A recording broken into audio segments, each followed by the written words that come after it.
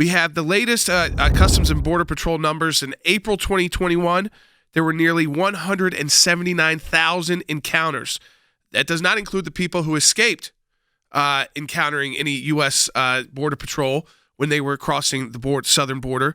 That's compared to in April of 2020, it was just 17,000 encounters. We're talking about 500,000 that have been apprehended since Joe Biden raised his hand and took his oath as President of the United States.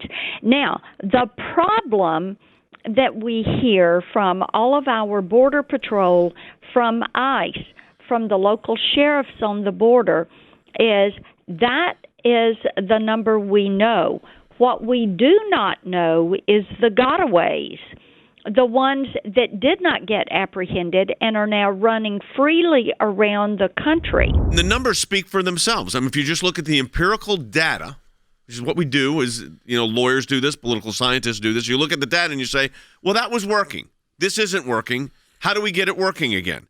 And one of the things, which, of course, this administration is just refusing to do, is to put back in place those policies, Andy, that actually worked. Head of Homeland Security, Mayorkas, is saying that we inherited a broken and, dilapidated and unworkable system, which is a lie.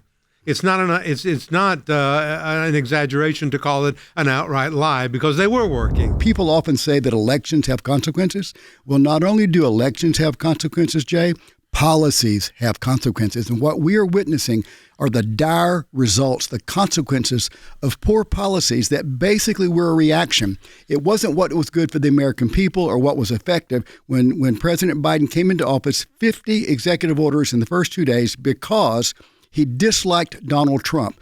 It didn't matter what the policy was. He reversed them simply as a reaction, and the American people as well as the immigrants are suffering. Basically, you have Joe Biden said, y'all come, and the cartels said, you better believe we're coming. And we're coming with drug trafficking, with human trafficking, with labor gangs, with MS-13 gangs. We have a Homeland Security Secretary still trying to blame the past administration, but they don't like the policies of the past administration. So even though they worked, they say they were broken because they disagree with them. There are two bills right now in the United States Senate put forward by Senator Blackburn, Jay, that would very quickly address some of the most egregious things. What my legislation would do would stop Biden's decision to catch and release these migrants into our communities, and it would reinstate President Trump's Remain in Mexico program. It will require these aliens that are seeking asylum at the southern border or without proper documentation, and bear in mind, we've got a lot that come, it would require them to go back to Mexico and to wait for their immigration hearings and proceedings. The root cause is the reversal of Trump-era policies. And so they need to reinstate the Remain in Mexico policy. They need to crack down on drug traffickers. They need to crack down on human trafficking. The U.S. government right now is the chief supporter of human trafficking and drug cartels in American history. Why? Because they refuse to enforce the law. Legislation that you have introduced to address the trafficking issue called the End Child Trafficking Now Act. I know it requires DNA testing of a parent or an adult who enters with a child. Senator, my question, this seems like a no-brainer to me. It seems like something that the Senate should pass by unanimous consent in a heartbeat. Are you hearing from your Democrat colleagues on that bill? We can't seem to get bipartisan support on this.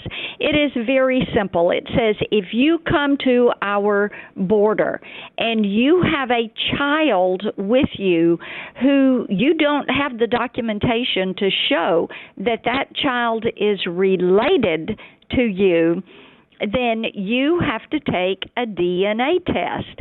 This is one of those things that we are doing to protect children who are being trafficked, because we know that the cartels are utilizing a process that is called child recycling. I mean, this is inconceivable. We would allow this type of trafficking of children to continue. They don't want the solutions.